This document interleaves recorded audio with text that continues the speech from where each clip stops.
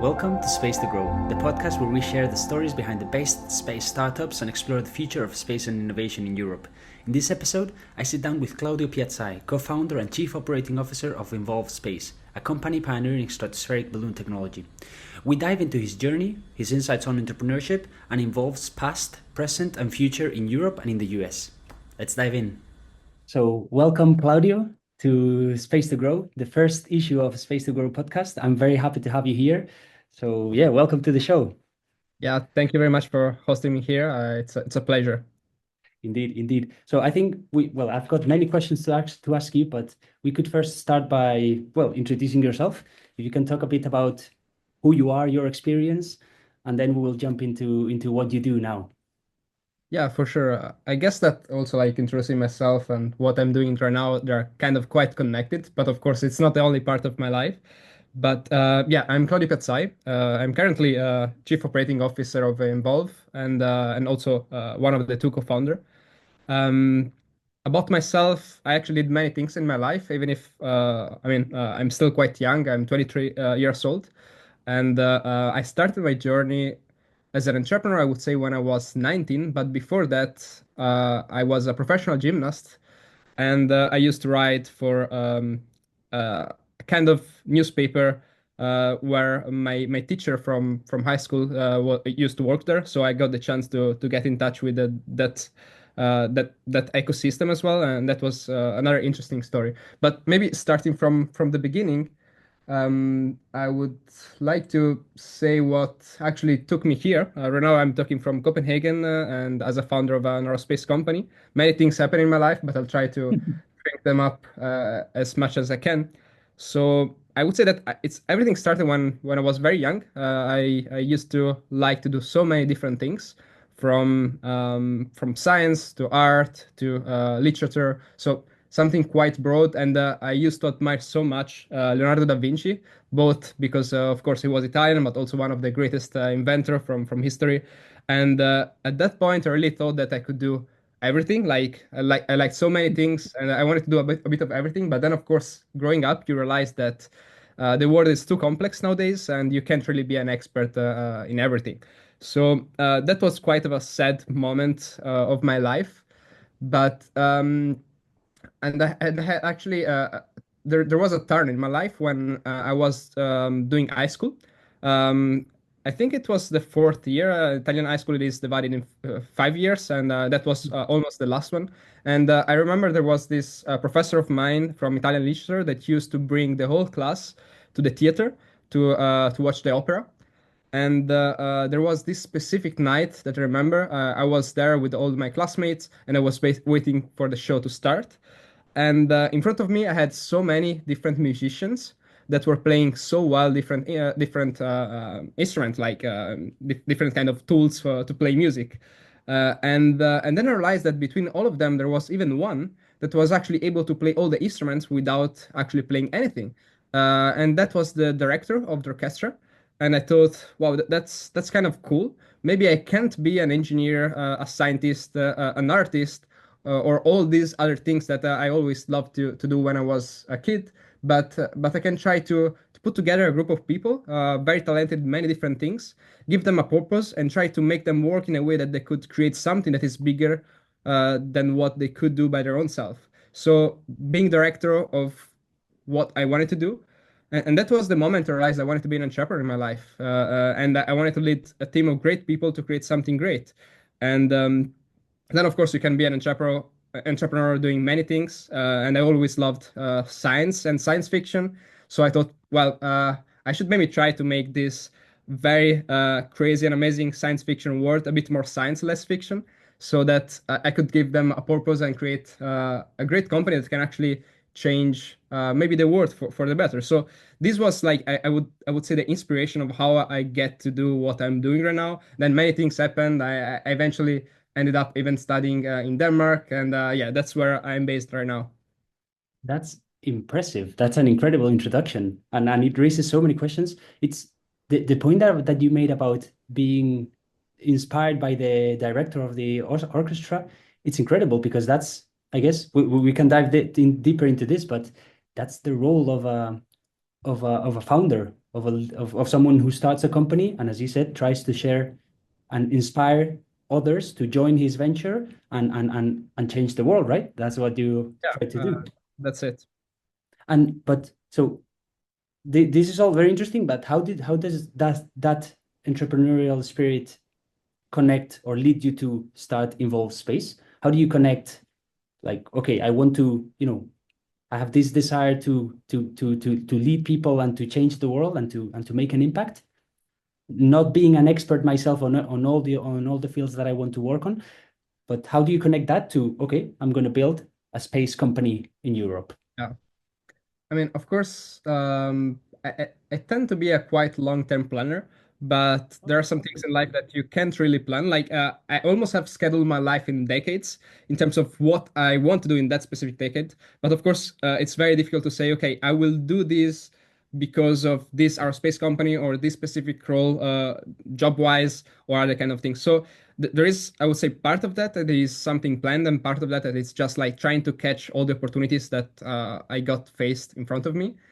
And everything started, as I said, after I turned 19 years old. I actually broke both my cruciate ligaments, so I couldn't be a professional gymnast anymore, or at least that was not my main goal in life. Even though the ambitions was still the same, like something that is it's very a constant, very much a constant in my life. It is try to being the best at doing something. Doesn't really matter if I'm doing entrepreneurship or something else, but what I'm doing, I really want to be as good as possible. So it changed like the objective, but it didn't change the approach. And I didn't know that I wanted to be an entrepreneur for the reason I told you before. So I tried just to listen up to what was happening around me, because I don't know if you have heard the red car theory, but basically Oh, I it is haven't. saying if I'm asking you how many red cars did you see today, you will probably not be able to give me the right number. But if I'm telling you tomorrow, count as many red cars that you're seeing, and I will give you $100.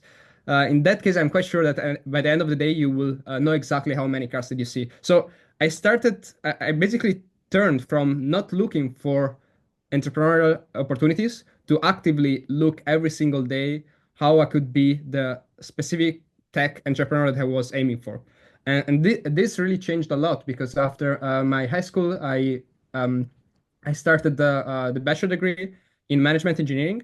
Initially, I wanted to do computer science, but I thought that I didn't want to become too deep into something technical, because what if the world is changing and all my efforts are they are too specialized to be generalized to other kind of contexts. So I thought that management engineering was something that was kind of bridging quite a lot both the technical aspects with managerial aspects, and I thought that was a nice choice, and I really don't regret that. So I'm quite happy about my bachelor degree. And during that period, I started different kind of things. I tried multiple e-commerce websites just to get some entrepreneurial experience. I developed two different apps for smartphone and tried to share with my colleagues at university to see how this kind of development process was working. Honestly, I didn't have many expectations from all those projects. They were just more to gain experience and try to get a bit of understanding on how to build a tech company. And eventually, during the second year of my bachelor degree, I had the chance to convert part of my university credits into an internship. And I did 100% know that I wanted to have some practical experiences. Because, especially in Italy, university is very theoretical. And I wanted to mix that with something that was more concrete. And this was the spark that actually made me actively looking for opportunities. And at that time, I was following on Instagram Yakidale, that is one of the main tech influencer in Italy, Okay. and he posted an Instagram story with Jonathan, my current co-founder, where he basically I don't even remember what he was doing that story, but it made me interested in that, and I looked on his Instagram profile and I saw, oh, he's already having a marketing agency that is doing very cool things. Because actually, Jonathan, when he was I think only 16, he did the first I would say stratospheric launch with a very rudimental gondola and a weather balloon and a GoPro inspired by an American YouTuber.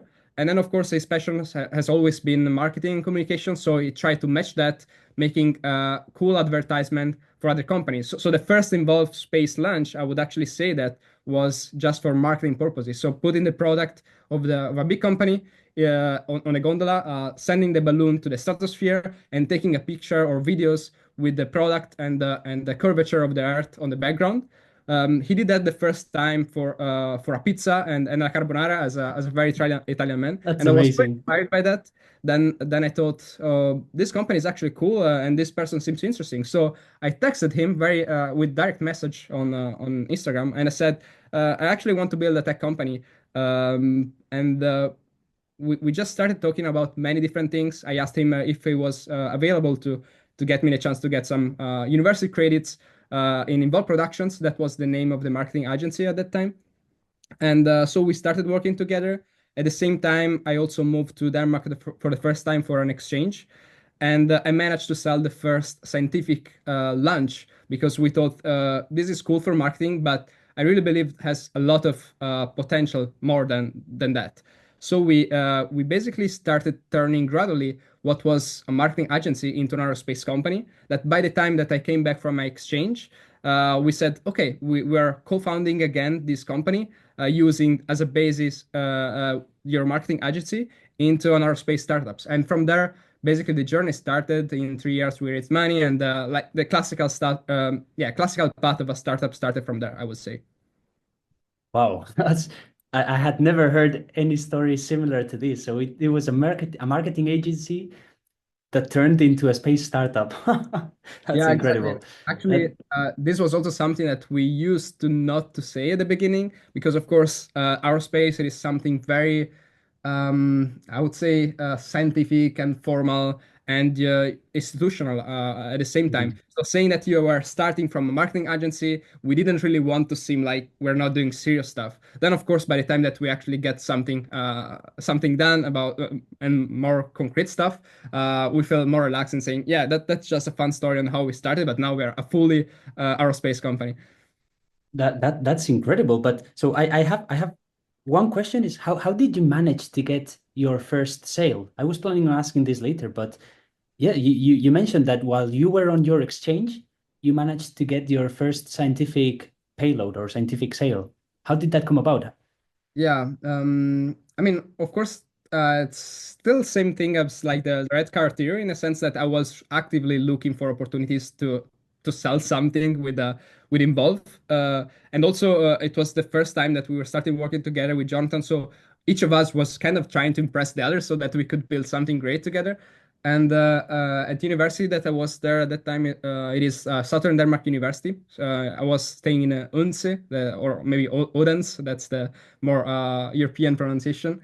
That's the third largest city in Denmark. And this university also had a group specifically that was working on CubeSat for university research projects. And they were planning to send some of those CubeSats in orbit. But before that, there were also many other steps to test them before. And the stratosphere is actually a very quite interesting environment to test space stuff in very similar conditions to the orbit itself and the outer space. So basically, we could test the CubeSat in very similar conditions in the stratosphere, and that's what we did there, and then what I sold there.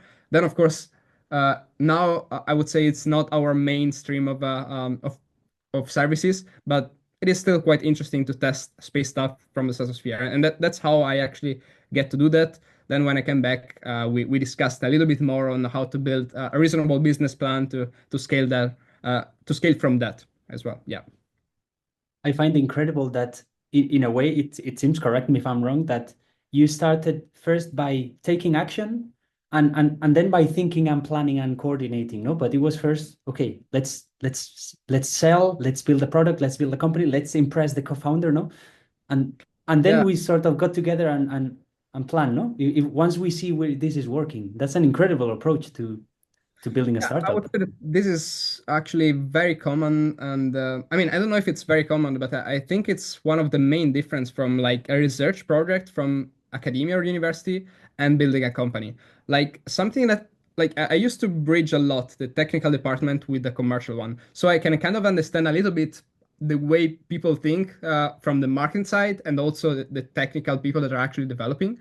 And something that I noticed is that technical people, they're actually very concrete. So if they didn't do something, they will not say to investors or anyone else that we will actually do that until they did that. And this is, of course, very right. I can 100% understand that approach, but it is actually not allowing you to leverage the convincing the people skill. That's one of the most important in startups. I would say that it's not about lying. It's only about saying what you're going to do in advance, and you have to be 100% sure. I mean, not 100%, but like very sure that you're going to achieve that. And as far as you're very sure that you're going to achieve that, that's something you should already say even before you actually achieve that, because that's the way you raise money, and then you try to achieve the milestones that you were saying you were going to do that. And then you always do that a little bit less, because at the beginning you really have a lot of ideas, a lot of plans, but not much done. And by the time that you get the sources and you actually can prove that you are able to do what you are saying, this gap is closing a little bit from what you're saying that you will do and what you actually are doing.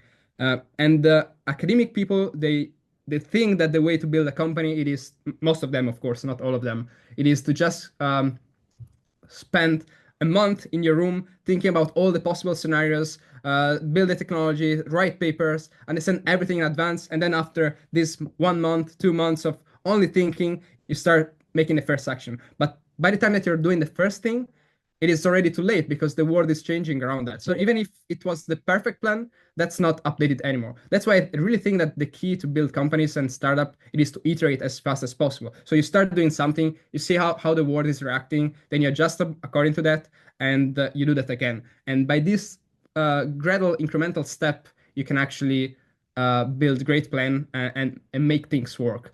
Honestly, I don't know how we're going to be successful in 10 years right now. I have only some ideas about different possible futures on how this could happen, but the right one, that's going to be seen during time and according to how things are evolving in the next months and years. This is really a lot of iteration. So that well, that's in a way the SpaceX approach, right? And what makes them so successful. Or it reminds me a bit to the SpaceX approach. That's incredible. I think we should take a step back because we haven't yet, and you could do an elevator pitch of your company and explain what you do to the audience because we haven't yet introduced that. Yeah, sure, 100%. So elevator pitch, try to be as concise as possible. We develop both the hardware and software to build stratospheric platforms. Just to give you an idea to people that doesn't know what stratospheric platform is, you can imagine a very huge balloon, like an air balloon, but filled with air or hydrogen, so lighter than air gas, that can fly to 20 to 30 kilometers of altitude. So we're a little bit in between aircrafts and satellites, and we develop that, so all the hardware and software to control that, but we sell only services.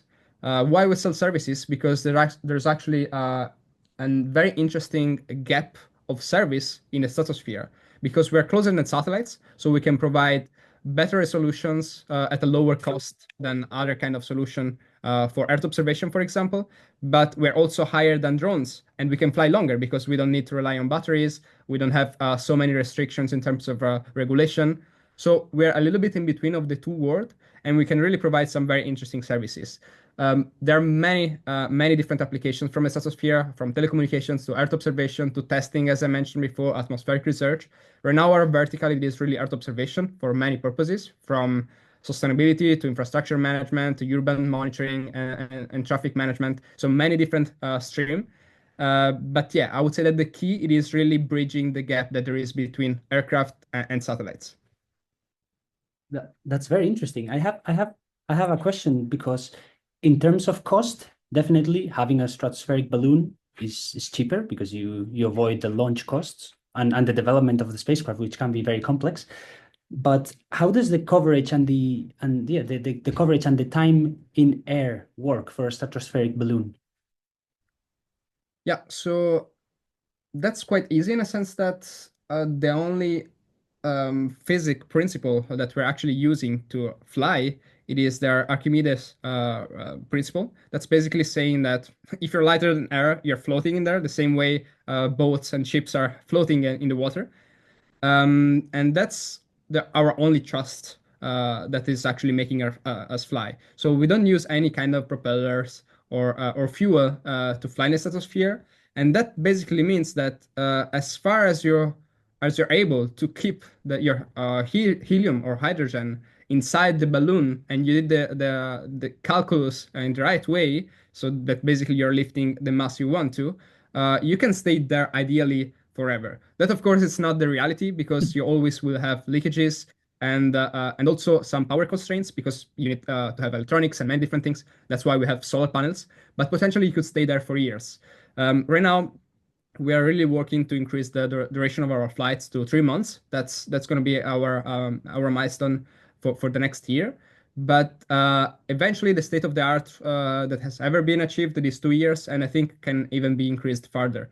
So that's how much we can actually fly. And of course, if you compare that to drones, that's very different. To satellites, Mhm. it's not that different, but we are cheaper and very easy to deploy. Like if you have to send a new satellite with a new sensor, new payload, even if you have the budget to do that, you have to wait a lot of time. You need a launcher, you need permission.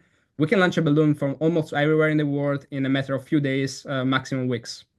And and now that you were talking about that, how do you navigate while you're in the stratosphere? If you don't have propellers or rotors, how do you move around, or even how do you stay covering the same area and not and prevent the wind from moving you around?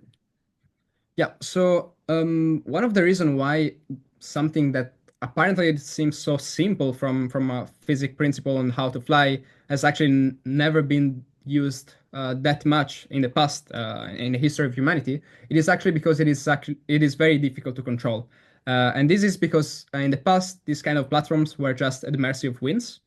And it's reasonable because at that altitude, any kind of propeller, it is actually very, it is not strong enough to actually counteract the thrust from the wind. So you really have to find smart solutions so that you can control the balloons in a way that you can actually make it do what you want to. And what we figured out it is that why going against the winds where when we can actually exploit them to do what we actually want to. Taking a little bit inspirations from sailboats, we say, okay, in the stratosphere there are different layers where there are different winds that are pointing to different directions with different intensity.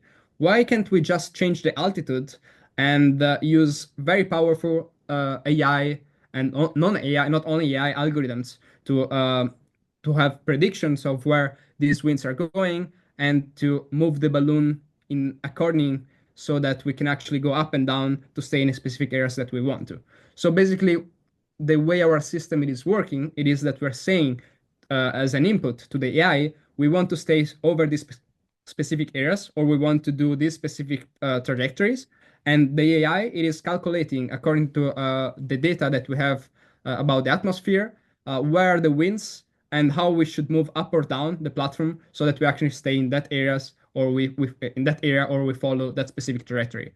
That's the way we actually control that. So it is a passive control, except for the fact that we change the altitude. And of course, has some limitations. It's not as accurate as piloting a drone and saying, okay, go right, go left. But still, since you're very high in altitude and you can have cameras that can actually cover very wide areas, even if you're moving a little bit and you're not precisely staying still, there's still quite good station keeping capabilities. That's incredible. I had never thought of it, but I have you. This is a non-related question or on this topic, but it reminded me of Project Loon because this was I don't know if you know about it. It was a Google project about stratospheric balloons. It doesn't have anything to do with what you were explaining about navigation, but it reminded me of that. Do you know of that project? I guess you do, but Yes, of course. Like we know very well Google Loon, and we're actually very grateful that Google Loon existed before us because they left a lot of open source thing that we could use as a starting point to build our technology. We actually have Alastair Westcar, that it is ex-CEO of Google Loon, that is now part of our board of director. So we're very close in touch with them. And that's he's not the only person that we actually talk to from Loon. We also talk to Salvatore Candido, ex-CTO for some advice on the software side, and other few people from the same project to improve our expertise both in manufacturing and operations. So we're really in touch with them, and having Alastair in our board, that's really valuable for us because we can ask always for advice and try to succeed also where they eventually didn't. And Google Loon was technically a success. They just didn't make it in the time that was scheduled from Mother Google, so that also the business were working.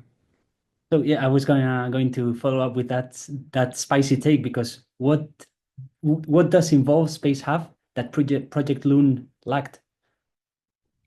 Yeah, so first of all, we're targeting a different market. Google Loon was meant for telecommunication services, and that was their core business. They started with that. I still think that Involve may do a lot of things in telecommunications, but that's not for sure our priority. And then eventually, of course, Starlink and other kind of technologies happened. So basically, they had very strong competition in terms of what they were doing. And and then they had also another problem that some people may not consider a problem. It is that they had to stay to the requirements and the guidance from Google. And this means that they had, of course, way more money and fundings than Involve, specifically to start with. But that also means that you have very strict deadlines and requirement on what you have to do and what you have to achieve. I would say that the advantage in our case it is that if we're not able to make things work or to hit the next milestones, we will not even be able to raise more money. That's very different from having already some billions euros and say, okay, we have all this money, we have to make this work. So we have to make it work to get the money. And that's, of course, it's a different approach because we can grow a little bit more organically. And that's it is on one side, of course, you have less money, so you may be going slower, but you can also focus a lot on being efficient and actually make things work. Otherwise, you just won't go farther. So I think that that was really an aspect. But in terms of technology, what really makes us different, it is that we are leveraging all the breakthrough that we are actually witnessing in these recent years in the field of AI, machine learning, and advanced algorithms to actually make the next step from what Google Loon did and improve the accuracy even further. And that's, I think, it's going to be really the key, so that the technology it is less expensive because you require less complex hardware to do the same thing and control the same platform in a more scalable way. And this I really believe it's going to be the key to success for what we're doing. I agree. Timeliness for a startup is critical at times. When the technology is not ready, even though you might have a good idea, you might not be able to make it succeed. So that's very good. Now you mentioned funding. You recently, I want to dive deep into that topic. You recently raised $2.5 million, or euros, I think. Well, congratulations, first off. And how was that process of starting from a marketing agency and already having some customers to, pivoting space company and approaching investors and raising money? I mean, of course, it was not an easy process. From when we basically turned the marketing agency into a startup, the first thing we did it is to start hiring tech people and try to build a prototype, something that was looking more scientific. We did that meanwhile we were attending some incubation program, acceleration program that also helped us with advice and mentoring, so that we could look more like a startup. And that was the first step to start raising our first pre-seed investment round that we closed in 2023. We raised roughly half a million euros, and that was the key to basically turn what was just an idea with a very simple prototype into a real prototype that could actually work and do science. After we made that, so we hired all the right people to build this prototype, and we had something create. We already had customers because it was already a working company. Even if it was an agency, we can turn basically some of that contacts into something running. We also had a little bit more of budget because of that we turned into the aerospace company. We started talking to different investors, specifically after the takeoff acceleration program. That is an accelerator in Torino from specifically for our space companies. That was very useful for the network to start raising money. And from that moment, we just had so many different interactions call with many different VCs worldwide, I would say, but mostly in Europe. And we started the process of raising the seed investment round that we closed this August of 2.5 million euros. It was like very long process. Like we spent really a lot of time. It was even slower than what we expected. That's why in the end we really were struggling also with runway. We were trying to do the best to just decrease all the costs so that we can actually get that contract signed and the money in. But eventually we made it. And the goal for this money that we raised in August 2024, it is actually to turn what is a good prototype into the first product. This is something that we're actively doing right now.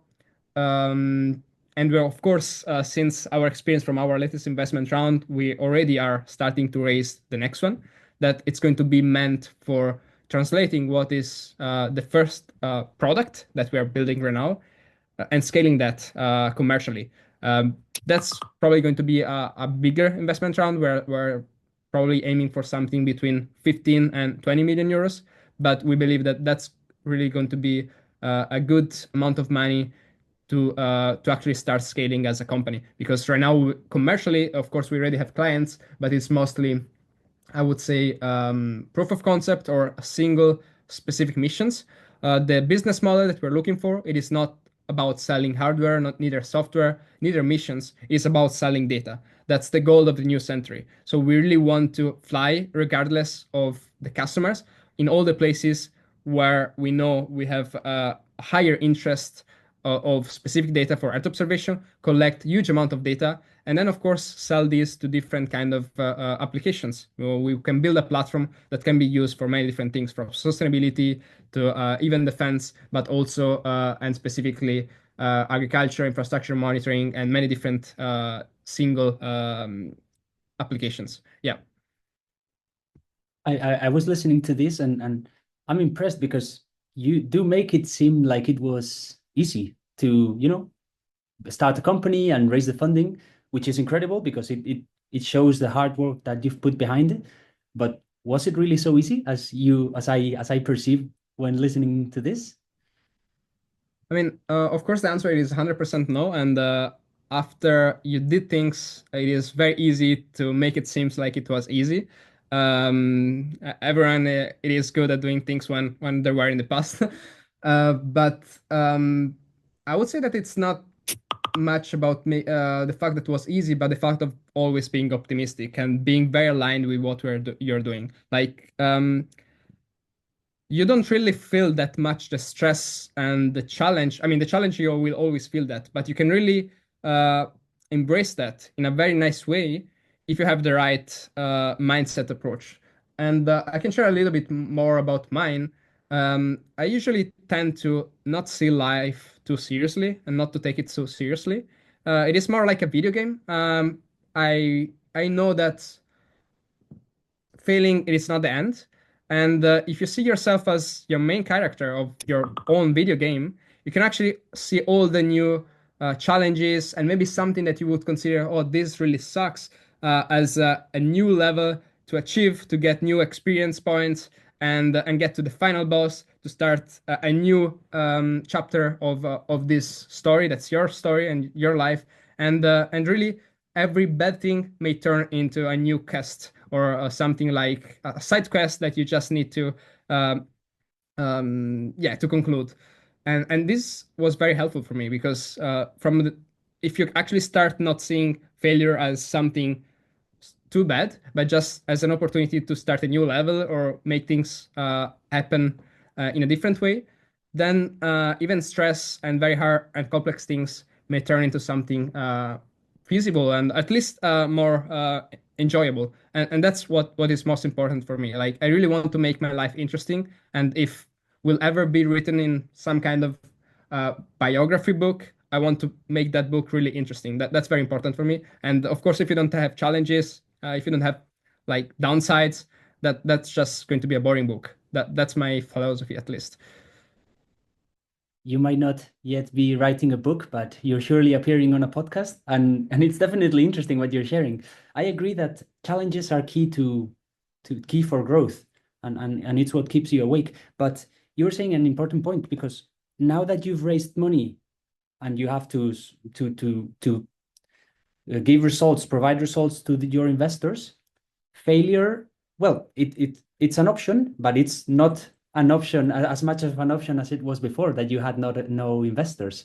How do you handle that as well?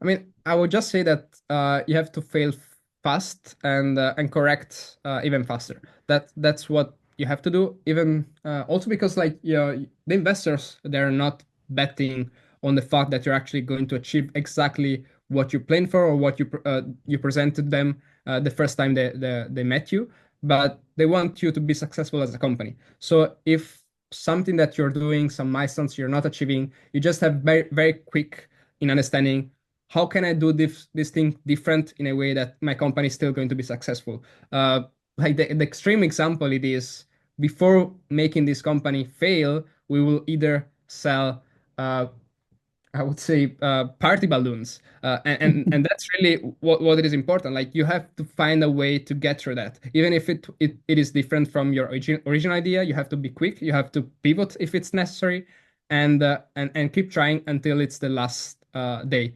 And then of course, after you fail, then it's a new chapter. You shouldn't look back. But until the last minute, you should really strive with all your forces to make that things work. That's a great advice that I think it's applicable to non-entrepreneurs as well. Yeah, To, you know, 100%. not fear failure and to keep going no matter what.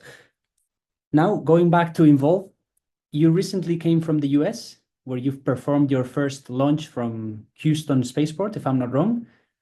How was that experience? And then perhaps talk about a bit about the Europe versus the US in terms of the of your experience and the space industry that you've came across.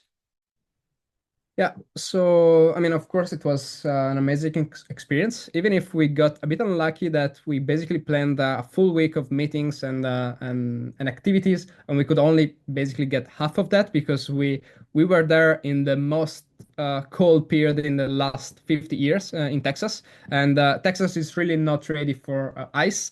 So everything was closed. In NASA, we had some meeting with them. We actually managed to went there at the last minute, but unfortunately, many of them they just got canceled and or postponed for next time.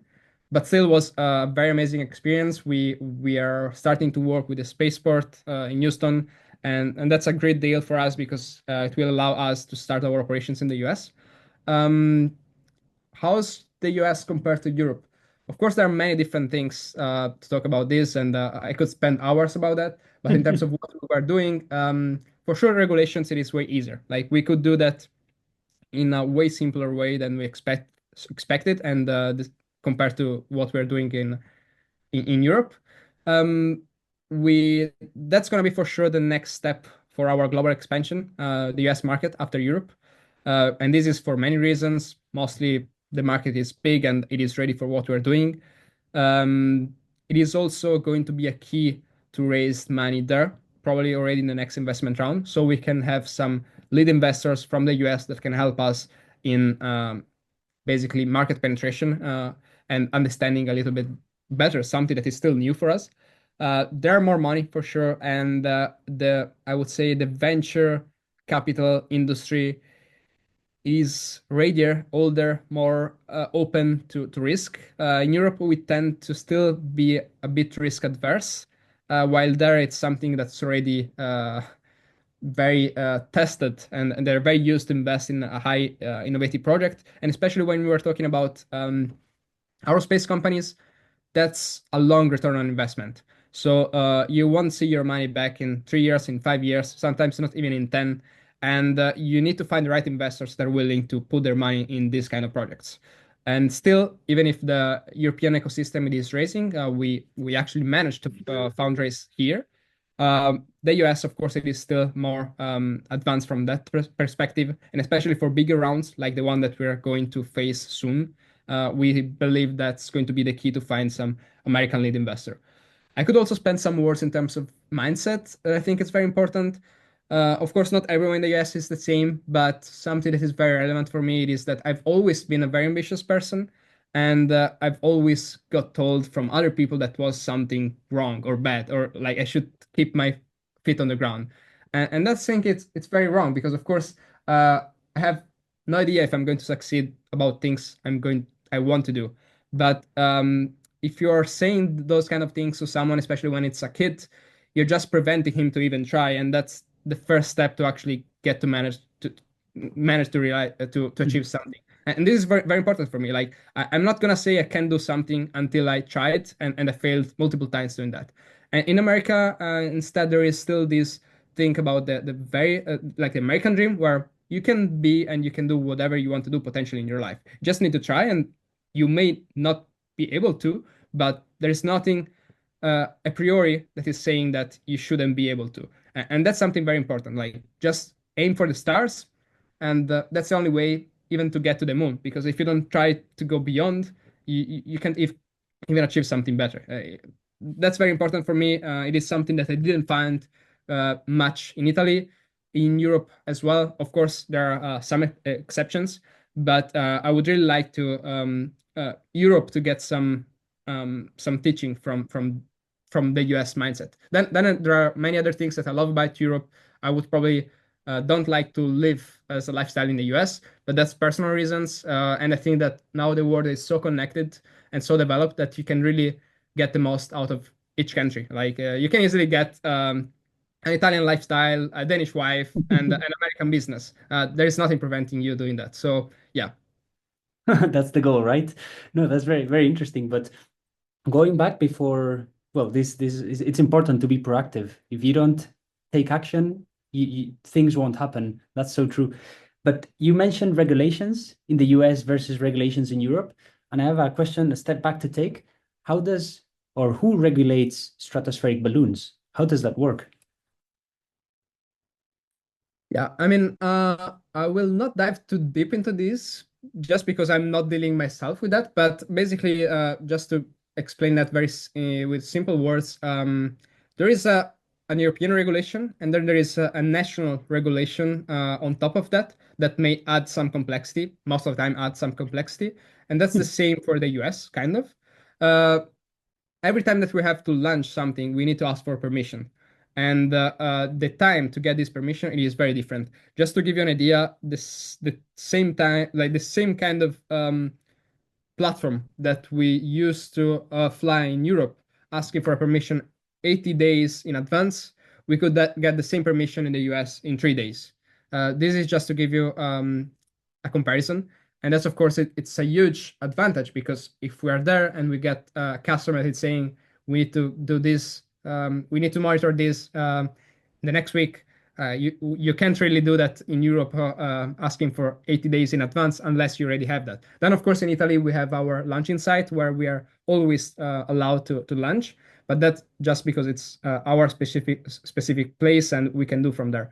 But in the US, it is very flexible from this perspective, and also asking for permission, it is easier. That's the main point. Then, of course, there are many different layers. There is also different categories of payloads, the heavy category, the light category, that is a bit easier to get the permission. But yeah, I wouldn't dive too deep into all these specific regulations. But yeah. But it's true because I was thinking if you take 80 days to receive the permission to fly and you're trying to you're providing service into an emergency in case of an emergency or a disaster, well, the 80 days, well, there's no point in them providing that services because the service is needed now, right? Yeah, So exactly. And disaster management is actually one of the most interesting use cases that we can actually address because we have a scarcity of data that we can get after a disaster happened and also while the disaster is happening, especially because drones fly for very short amount of time and satellites, most of the time, they can provide continuous flow of data. This is a very important difference from what we do and what satellites are doing. Satellites, by definition, I'm talking about the low orbit satellites. They they are orbiting around Earth. So basically, they take a picture of what you're interested about. then they have to wait that they're going around the world, and then take another picture. This, in the best case scenario, is taking something like 90 minutes at least. And in 90 minutes, if you get a picture and then you get another picture, many things may change, especially if you have a wildfire that is expanding or something similar. And this is something that we're really trying to address. If you can actually station keep on a specific place, you basically get the same difference than there is from a video to a picture. And then, yes, you can really provide useful insights while the disaster is happening to help all the people, all the police or the firemen or everyone that is actually involved in fixing that specific disaster and trying to help for the recovery and people that are maybe losing their lives or their houses. And this is, of course, something very important that we're really striving for. And now, talking about your customers, of course, governments would be one in this case, in the emergency response case. Who else is your customer at the minute, and who would you want to get as your customer in the future? Yeah, so I will just avoid saying names just because it's Of more course. on the confidential side. But if we're talking about specific segments, I would say there are two main segments, and then can be divided in many different ones. There is the civil application and the defense application. The defense, it is mostly for monitoring borders and those kind of things. So you can really easily work with the Ministry of Defense of specific government or NATO. There are many applications for this kind of technology. On the civil side, there are different streams. One, it is sustainability. So everything related to ice melting, monitoring, how things are evolving over a long period of time. Then there is agriculture, so providing useful data for agriculture. Then there is infrastructure monitoring and management. And within infrastructure, you have many different things from energy infrastructures like monitoring pipeline of methane leakages and these kind of things. This is really helpful for many different things. The urban infrastructure management is also useful a lot for insurance companies because they can actually get a lot of data from what we're doing. And then, of course, there are the applications that are even the most interesting because there is actually no other technology that can provide something similar. It is where things are moving fast on the ground. And in this category, there is traffic management. So if you really want to see cars moving, how to optimize the flow of things, you can't have pictures every 90 minutes. You need a continuous flow of data for a longer period of time. Then there is logistics in harbors or airports. Still, you can optimize a lot of things knowing how things are moving fast. And part of this group, there is also, of course, the disaster management, because disaster most of the time are things that are moving quite fast, and you need to have real-time continuous flow of data. Those are very, very good applications. Now, I don't want to extend the podcast, so I want to move to slowly close the podcast, but want to ask you about the future of Involve Space. We know the current status, which is great and with very promising future outlook. But how do the next 3 to 5 years look like? Yeah, I mean, for sure, we see ourselves as global leader in stratospheric imaging, for sure. Earth observation is going to be the first vertical that we're addressing. I don't think that it's going to be the only one. We're actually having many different side projects with very interesting, I would say, aspects after that. Just to mention some without diving too deep, there is a telecommunication that done after. It is not going to be something to compete with current technologies, but rather to actually complement them. I will give you an example. We don't want to be competitor of Starlink. We would rather collaborate with them to improve the internet coverage or how fast you can actually get your connection. So this is for sure an application. There is a testing thing. I don't think it's going to be very scalable, but for sure there are also many other experimental aspects. I will mention two of them. One is microgravity experiment. You can do a lot of drop tests from the stratosphere and get microgravity. Meanwhile, the capsule it is falling to do a lot of experiments about life science, new medicals, and stuff. That's something interesting we're exploring. And something even more adventuristic, I would say, that's quantum key distribution. Still, I would say within the telecommunication field, but done from the stratosphere have potentially a lot of advantages, and that's something we're exploring. This is just like to mention some technologies that we would like to explore in the next years when the company is a bit more stable. But for sure, our goal it is to build a hub that can actually develop always new technologies, starting from what we have, um, to address new market needs and improve, I would say, the overall um, stratospheric ecosystem. There are also some interesting applications about, for example, using balloons to explore other planets, like in Mars, instead of using drones. Of course, when you already get there, not to go to Mars, to actually deploy some balloons to explore the surface and do many things. These are interesting applications that we just like adjusting some part of our R&D we could easily address. But I don't see the limit to that. Like we could easily at some point decide that we also want to start developing some kind of satellites or other kind of space technology, or even start different stream of development. As far as I'm concerned, my goal it is really to try to have as big as possible impact worldwide using technology, and where I can see an opportunity the same way I did before, I will try to make that thing happen. It's really not about like making money. It is about doing great things, and of course, to do that, you need money, but that's just a tool. Now that you mentioned about making an impact, going back to the start of the podcast about and your inspiration on the orchestra director, now you have a big team and you're managing that big team. How does that feel? What are the challenges? And yeah, talk a bit about that, please. I mean, of course, like it feels nice. Like I like doing what I'm doing, and I finally can see that actually was not too crazy as an idea when what I was saying when I was 19. Um, I see a lot of things ahead. Of course, even the management style is changing a lot. Like I started from doing a bit of everything to now that I'm starting to delegate even more, to the first time that I'm starting to experience that sometimes other people are hiring other employee and I don't even know them personally at the beginning. So like, well, while at the beginning of a startup, you know a lot each other, you're even friends almost with everyone.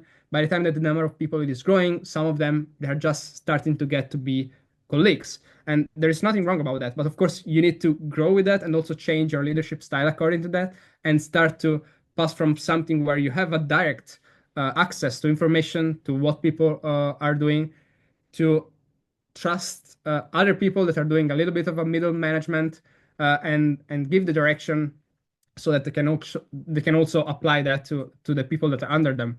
So it is evolving a lot. It is so exciting. I love what I'm doing, and I wouldn't change that for anything. So I'm quite happy. And of course, like this is something that you can easily say before, but I don't see the drawback of this. Like even in the case we're not going to succeed, um, that's just going to be the first trial. I'm 100% sure that I'm learning so many things that that's just round one, and this is making what I'm doing in my life so exciting. Sometimes I got told about my ideas for the future and my decades plan. Oh, but this kind of technology may take 10 year, 20 years to actually happen. And my answer has always been like, well, I can wait 20 years. I'm 23 years old. I'm gonna be 43. I guess I can still work on that. So that's my take on that. I love the attitude. And I love the attitude. I was gonna ask well, it's indeed a challenge to learn to delegate so quickly because you raised your seed round in August last year, and the team has grown immensely and your projects have grown incredibly. So it must have been quite a learning experience for you to, change from owning your startup basically and everything and knowing everything and having to, as you said, delegate and delegate on even middlemen, no? Yeah, 100% that this for sure has like didn't happen without also some like lot of efforts, and actually some I would say even pain, even if it was psychological. But it is very difficult to start separating your personal life from your career, and what you have to be to be a right executive, the good executive. You have to make the good for your company, and being maybe a good friend, because sometimes you may even be required to fire someone that you're friend with, or and this, of course, it is very not easy to understand also on the other side. Like you may ruin some like personal friendship just because you have to take the right choice as an executive, and sometimes the opposite, like you have to deal with colleagues that you may not like to go to grab a beer at a pub, but just because they're working well, they're the right people to do that. And I think it is very important to always be very rational and try to separate these two side of your world. And it's a bit like everything when you're doing startup, you have to learn very fast. I would say that that's one of the most important skill. If I had to say what it is, another very important skill to be a founder of a tech company, it is to be able to inspire and to drive people to do what you also want them to do. Because you don't need to be the best mathematician if you're able to hire the best mathematician. You don't need to be the best marketing person if you're able to hire the best marketing person. And of course, to do that, you have to also be able to see their perspective and what they are going to get from there. And trying to find these win-to-win situations, it is 100% not easy, but it is the single most important thing that a founder should be able to do. Convince people, inspire people, and then if you only have that skill, you are not able to do anything else. I would say you almost have everything needed to build a great company. Yeah. That was actually my next question. The best skill for a founder, in your opinion, but you completely answered that perfectly. Okay. And I would Amazing. ask you, what would you say to a young engineer or a young student like yourself a few years ago who's thinking about, well, starting a company or who wants to or would like to start a company in the space industry in Europe? I mean, I would just say don't limit yourself. Just start. Don't get afraid of like. Uh, Sometimes people say it is too early. This not too early. Like there is no such a thing as too early. You just get started and you start learning. Uh, you may fail a couple of times, more times. You just need to keep trying, especially if that's the thing that is important for you. But I would say you have to be convinced of that being the kind of lifestyle you want to have. And if that is very clear, your motivation is high, because it's not much motivation, it's more actually discipline, but you know that's the right thing for you, that's your driver in life, that's what is making you feel you have a purpose, then I don't see many limitations on that side. Like you should just really try to get started. And of course, there are many different things you have to do when you get started. First thing, find someone that is complementary, but at the same time as crazy as you are to build this, because doing that alone is very difficult. Not impossible, but you need to surround yourself by great people. There is no such a thing as a director without the orchestra. So you need to find the right people to convince them, and we're coming back to the same thing. You really need to be able to convince people, and then you need to be able to know who you are, because if you know who you are and what you want, that's just about finding the way to achieve that, and the how. But you know already the what, and if you know the what, the how, it's gonna get very much easier. That's my take on this. And I mean, it's not that I always knew that, but I kind of always acted as I did. And recently, I just found the right words to state something about what I was feeling. But something that I really find a bit sad when I'm seeing that in other people, especially young people, it is when they don't know at all, not what they're going to do, because that's very difficult, but what is making them happy, or making what they're looking for in life. You don't need to know if you are going to be an executive, if you're going to build a startup, if you're going to do whatever kind of things, but it is very important to know what is actually making you feel meaningful. And for me, was using technology to improve humanity and move humanity further. For other people, may even just be I love making kids laugh, and that's not a job, but you can find a job based on this thing that you know it is making you happy or meaningful. And these may be very much different things. You just need to find your core driver. And as far as you find yours, and you know that your core driver it is somehow related to building companies, I think that just surround yourself with good people and keep trying until you manage to do that. That's just it. That's a sure path to happiness and to a satisfactory life. Yeah. I was just saying that some people call it happiness. I'm not sure about that yet, in the sense that uh, I would say that my first priority in life is meaning, and the second one is happiness. I really hope I'm gonna get both of them. Some people may argue saying that if you have a meaning, you're also happy. I could say that it's not always that much related. I also have a nice story about that, but I will cut it short. Like, you can even die trying doing something that is meaningful for you. And if you're dead, you can't really be happy, but you had a meaning in that sense. So that's just to say that not always are the same thing, but if you can actually make it in a way that you can actually have both, and that's something feasible. Many people do that. I mean, not many, but some people did. Uh, that's really great because there is not such like there's no better life than having a life that is both beautiful, meaningful, and you can actually enjoy and consider happy. So yeah, that's it. Talking about this, is there a book recommendation that you would give to the audience? I mean, I wouldn't say book about this specific thing I said. Actually, sometimes I'm having these thoughts. I used to think a lot when in my spare time, and then I realized reading something else. Oh, actually, this concept, someone already thought about that. I agree with that. So I wouldn't say about this specific point.